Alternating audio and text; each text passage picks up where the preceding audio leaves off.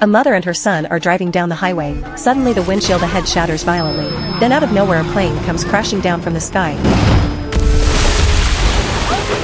The mother and son rush forward to check it out, only to witness something unbelievable. The woman quickly dials emergency services, reporting that a fighter jet has crashed into the river. Then she hands her phone to her son, and runs under the bridge despite his protests. Before rescuers can arrive, she manages to pull the pilot out of the wreckage. Get out of there, Marianne! Get out of there! She successfully gets the pilot Jim to safety, but Jim is still in shock from the crash, and confusedly asks where he is. Well, what are you? British? Dutch? No, we're Americans.